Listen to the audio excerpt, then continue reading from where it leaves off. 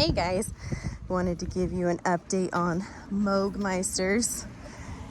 I always like to do obedience when the dogs are here and they've done training with me in the past. Oh, I thought somebody was at my house. They're not at my house yet. I'm waiting for another dog to get dropped off, so I might have to make this short. Hopefully they text me and give me an ETA, but I wanted to kind of give you guys a little bit of an obedience update. So as far as day-to-day stuff, he's doing great. He does great in the kennel at night, does good with the other dogs. I've got my dog Phoenix here.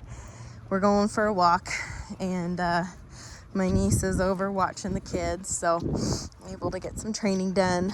But day-to-day stuff, he does really good. So 90% of our dog's life is just like hanging out with us, existing with us. Probably 10% of it is the training. But what we do in that 90% really matters because it can help the 10% of the training that we're doing. So what I mean by that is sometimes I'll see, like we're out on a walk right now, and so we're in that kind of 10% training area, and the school bus just dropped off a bunch of middle schoolers. He does really good the smaller the children are, but the bigger the kids get, middle school, high school age, he's definitely not aggressive. He's flighty. So he's like, oh, I don't know what you're doing. And he kind of wants to hit the end of the leash and run away from them. And there's a couple reasons. Sometimes he he hasn't been exposed to that age group a ton. Sometimes it's genetic. Sometimes kids just have really awkward body language, and they're like this one little girl's like, she's probably, I don't know, 12. She's like, oh my gosh, he's so cute. And she's like running full speed at him. And he's like, what the heck? And she's like, I just love him. And I'm like, okay, but I'm not going to have you pet him because he's clearly freaked out by you and you're coming in so hot, and that's not fair. It's not fair to force him to engage when he's freaked out. It's also not a good idea to have him engage with people when he's barking, so we don't want to reward that behavior. And it could be another way he's reacting to a fearful state of mind. So I want to make sure that I'm advocating for him, that sweet girl who doesn't know any better is just running directly at him full speed. That's not the way that he wants to be greeted, so I'm not going to allow that interaction to happen. I actually started to take a video, and then she came in hot, and I had to stop the video and be like, all right, chill out. Getting crazy, kids. But yeah, so I want to make sure that 100% of the time I'm advocating for him, not just when we're doing training, but also in situations where we're just walking or we're just hanging out or the doorbell rings. Because sometimes insecure behaviors lead to the reactivity that we're seeing, and then we sometimes get really codependent behavior. So sometimes what I see with dogs that are more prone to codependency, which he is, when he wants to, kind of hug you when he's nervous, that's codependency. It's not stemming from a place other than I'm insecure, please save me through this. So we want to be careful about not nurturing that, because that can very quickly get to a point where a dog never has to deal with anything that they find to be hard.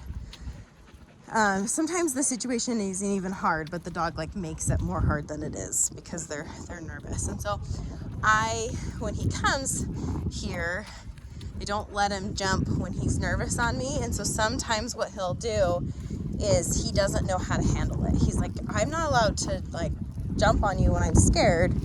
So what do I do? And he'll kind of get nervous and flighty and insecure about the environment because he needs to learn how to process that stress.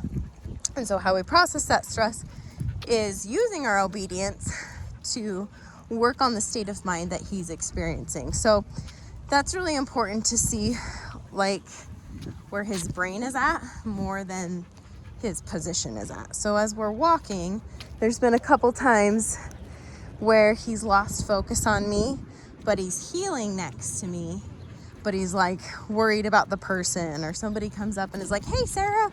And he's like, oh, I don't know what to do with this. I'm like, they're not talking to you. They're talking to me. It's all right. I got it. So I make sure that he's focused on me. And so I'm not actually tugging a ton on the leash. I'm primarily using e-collar. The leash is simply there as a guide. So I want to refrain from using it a ton, because sometimes when he gets on the leash, he wants to pull. And so I want to make sure that he understands that the obedience is more of an e-collar exercise than a leash exercise, but I don't want him to fight against the leash either, because that is my guide. So as we're walking, I want to understand a couple things. That focus on me helps you through this. Not climbing on me, not hiding behind me, not barking, but focusing on me will help you through the world. So when he's whiny, when he's flighty, when he's frantic, when he's excited, I don't want to throw a lot of commands on him. I just want him to focus on healing with me. So I'm not like, telling him to sit and down and like throwing a bunch of commands at the dog, because I'm almost like making him more anxious. The more commands I throw at him, the more anxious he's gonna get. So we're just gonna walk. We're just gonna heal. That's your job. That's all you gotta do. When my neighbors say hi, I'm like, hey, how you doing? And we're walking. Hey, what's up? And we're walking. They're talking to me and we're walking. Girls charging at us and we're walking, and you're healing, and that's what you're doing. As he gets better, then we can starting to add secondary commands. But right now, I think with kind of the insecure mindset that he gets in new situations, I think this is going to be way more beneficial to him. Good job, buddy. Sometimes see, like, there's people, it was trash day today, so it's people are coming out and putting their trash away. He gets worried about the noises directly behind us. And so I'm just giving him a little tap on the e-collar on a 9. Let's see, am I on a 9? Yes, I'm on a 9. Really low. Heal, just pay attention to me. That's all you got to do. That's all you got to do. And what we can do is we can remap this brain of this frantic brain to a calmer brain, because we're giving his brain something to do versus a bunch of things to do, a bunch of commands. Just keeping it really simple for him, but also really black and white. This is your only job. Let's do it well. That can really, really help him a ton in the frantic state of mind. We're coming around the corner. Maybe we'll see the girls again. We're just doing this loop around the house or around the neighborhood. And we did it earlier this morning, but we don't have as much activity as we do when the kids are home from school, now that school's back in session. So now they're home and we have more activity. When there's nothing going on his walks, he does like great. There's nothing to focus on. So I'm kind of intentionally putting him in situations to work on the neighbors coming out and neighbors walking their dogs. More dogs tend to come out at night, but it's kind of overcast. So maybe we'll get some more. But anyway, good job. He's checking in more with me. It's really important that when he checks in, I verbally confirm, good boy. When he's in a nervous state of mind, I'm not going to touch him, because he loves to crawl inside of my lap. If I could like open my jacket up when he's nervous, he would just pop on in there and be like, yes, please, I'll be a doggy burrito right with you. So I want to make sure that I'm not feeding that state of mind. I know it's really hard because we want to be nurturing him through it, but we need to make sure that we're nurturing healthy mindset, not frantic, codependent mindset. That's one thing Cody, your dad, said. He's like, he's really touchy. And it's because it's a way to feel secure. And it can be a currency. Like, you did something really hard, I'm gonna pet you, because that's like almost a form of a treat for him. He loves it. But I don't want it to be, I'm gonna choose this instead of the healthier mindset, or instead of doing obedience. because long term, that's going to make how he views the world.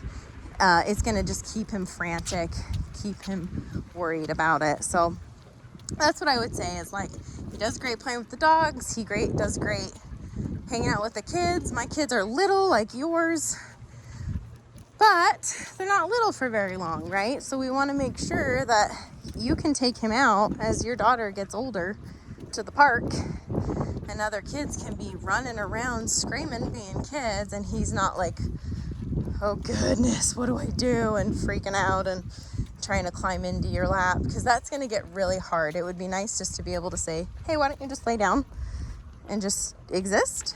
And, you know, she's going to go down the slide and you can come with us. But all of the commotion and chaos isn't really about you. It's about her. But you get to come too and enjoy this freedom. It's better than just like leaving him at home. But we don't want a dog that's like constantly reacting to all the stimulation in the environment, because there's more windows of stress that come in when we allow that stuff, where he hears a bird and he's like, is that for me? There's a person talking to you. Is that for me? And then he feels all this pressure to make a decision about what to do. And that's where you're seeing the excitable / nervous state of mind. So excitability does not equate to happiness. That's really important to keep in our brains when we're working with dogs. Excitement can be fun, and it can be during playtime and things like that, but excitability, the appearance of it, because he's reacting to the stimulating outdoors in the environment and other dogs, that's not a healthy place to reside, and he's not going to make good decisions there. So those are my thoughts. Let me know if that makes sense. Sometimes I just talk a lot and people are like, yeah, I'm following, but maybe not 100%. So questions are welcome. He is doing great. I love seeing him do well with his obedience. He understands all the things. He knows how to heel, he knows how to down, he knows how to place. He's smart. And so sometimes the smarter the dogs, the more nervous they get because they're more aware of the world. If you're dumb and you're a dog, you're not aware of anything. So it's kind of the double-edged sword of being a smart dog. But anyway, good job, Moogmeisters. Doing good.